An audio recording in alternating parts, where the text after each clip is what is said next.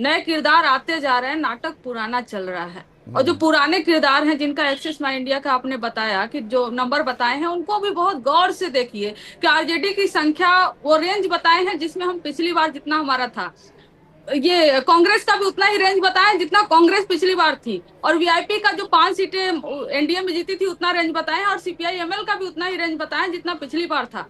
और क्योंकि जदयू और बीजेपी दोनों 101 सीटों पर, बराबर सीटों पर लड़े थे, तो लगभग लगभग दोनों को बढ़ाकर बराबर बराबर कर दिया गया है। तो ये क्या, इसमें उन्होंने पूरी तरह से संतुलन बैठाने की कोशिश की है। और इनका वोट अगर देखिएगा सीमांचल, मिथिलांचल, मगध वाला, तो हर जगह दिखाएंगे कि महागठबंधन को 41% और 2-4% ज्यादा एनडीए को दिखा देंगे। जबकि जबकि रीजन वाइज हम भी जानते हैं, आप भी जानते हैं कि बिहार इतना डिवाइडेड है कि रीजन वाइज वोट परसेंटेज जो है वो बहुत डिफरेंस है।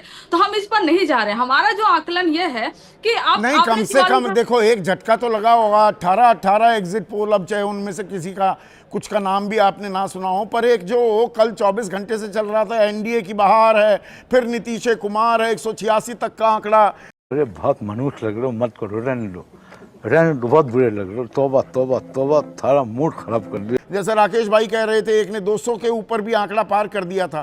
थोड़ा सा सांस आया होगा आपको एक्सिस माई इंडिया के आंकड़े के बाद। हम लोग तो बस देख रहे हैं, एंजॉय कर रहे हैं। 400 पार का आंकड़ा पार कराया गया था 2024 के लोकसभा इलेक्शन में। पब्लिक तब भी देखी थी, और आया क्या नंबर? अभी भी पब्लिक देख रही है, आएगा तब नंबर। और सारे, हमें लगता है कि जो भी ये सर्वे कर रहे हैं, जो डेटा लेकर आ रहे हैं, बता रहे हैं, उन सबको बैठाना चाहिए चैनलों पर, तब जब ये जो गणना होगी 14 तारीख को, तब। क्योंकि आप सीधे नंबर दे देते हैं। आप 42,000, एक्सिस माई इंडिया का सैंपल साइज क्या है? 42,000 है, और टोटल वोट 60 करोड़ से भी ज्यादा है। आपने सैंपल साइज क्या रखा हुआ है? और आपने यह भी नहीं उतने सैंपल साइज में हो जाता है कंचना।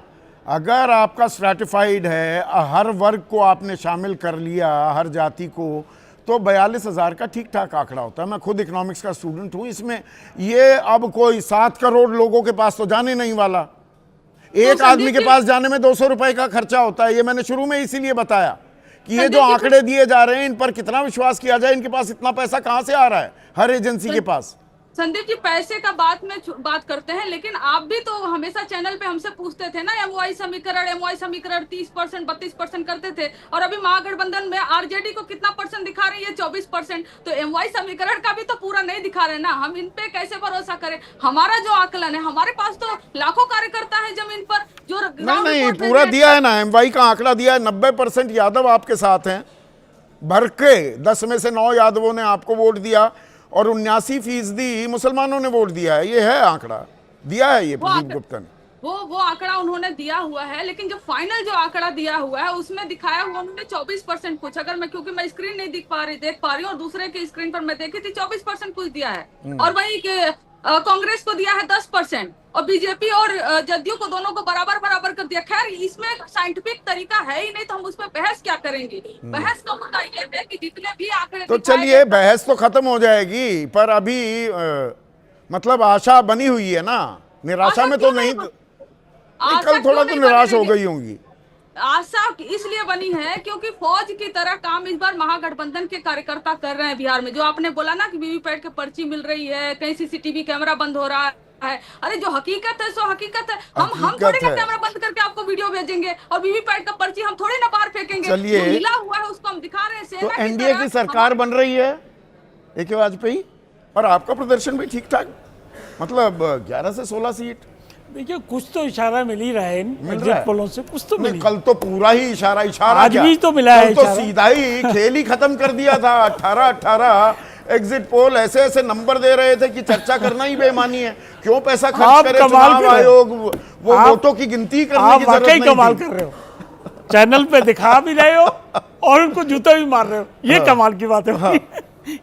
ये क्या बड़ा सिलसिला। पर छोड़िए इन बातों को। देखिए, एक इशारा है कि एनडीए की सरकार बन रही है। अरे वो जैसे इशारा पिछली बार हुआ था कि महागठबंधन की सरकार बन रही है, 2015 कई बार ही हुआ है। पिछली बार क्यों, कई बार हुआ। हरियाणा में भी, अभी हरियाणा का हुआ, महाराष्ट्र का हुआ, लोकसभा का हुआ। तो इसीलिए हम कह रहे हैं 370-400 सीट आ रही थी। इसीलिए तो हम कह रहे हैं एक इशारा तो है ना, मात्र इशारा तो लेके चलो। अच्छा, अब इशारे को लेके कारण जानो। तो कारण भी बड़ा सामने दिख रहा है कि महिलाओं का वोट परसेंटेज बढ़ा है। ये भी साहब, इसको तो कोई डिनाई नहीं कर रहा। और महिलाओं का वोट परसेंटेज क्यों बढ़ा है? बिकॉज हमने स्कीमें दी, नीतीश बाबू ने रोजगार के नाम पे घूस दे दी।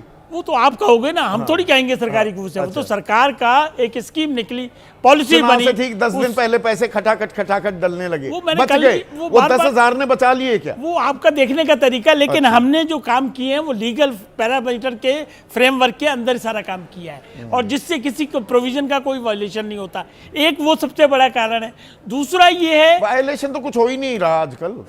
कौन सा वायलेशन हुआ? एनडीए की तरफ से कोई वायलेशन होता ही नहीं कहने है। से नहीं होगा, खाली कहने से नहीं होगा कि आप कह दो जी वोट चोरी हो राहुल गया, गांधी कोई वोट- खुलासा करते हैं तो हलफनामा मांगते हैं, ज्ञानेश कुमार ज्ञान देते हैं। अनुराग ठाकुर वैसा ही खुलासा करते हैं, 6 जगह का, 6 लोकसभा सीटों का, उनसे हलफनामा ये नहीं बहस मांगा बहुत जाता। बार हो चुकी है। अगर आपको किसी पे आरोप लगाना है तो उसकी जो formalities आपत्तिजनक है- भाषा का इस्तेमाल होता है, नोटिस पकड़ा दिया जाता है राष्ट्रीय अध्यक्ष को बीजेपी के।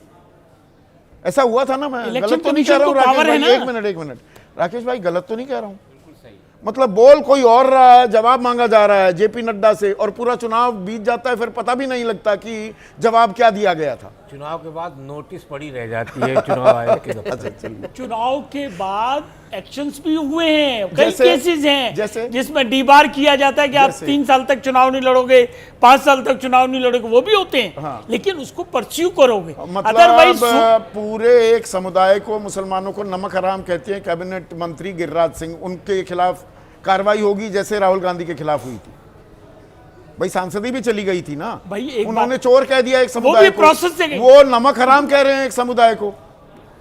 वो प्रोसेस से जाएगी। अगर अच्छा, आपको प्रोसेस। एक्शन करना है तो कानूनी प्रक्रिया का पालन करना पड़ेगा। लेकिन अब ये 14 तारीख को 12 बजे तक सारी चीजें क्लियर हो जाएंगी। आप जितना मर्जी पोस्टमार्टम कर लो, जितना इशारा। मर्जी पोस्टमार्टम कर लो। देव ज्योति, महागठबंधन का दिया बुझने वाला है। महागठबंधन का दिया बुझने वाला, ये तो जो एग्जिट पोल है इनका, ये तो ऑपरेशन सिंदूर टाइप नहीं हुआ था, इंदूर हो गया बाद में ऑपरेशन सिंदूर, उसी तरह करना इनका एग्जिट पोल है। बंगाल में चुनाव हुआ था तो बंगाल में ये दिए थे कि 152 सीट आएगा टीएमसी को, आ गया 215 सीट।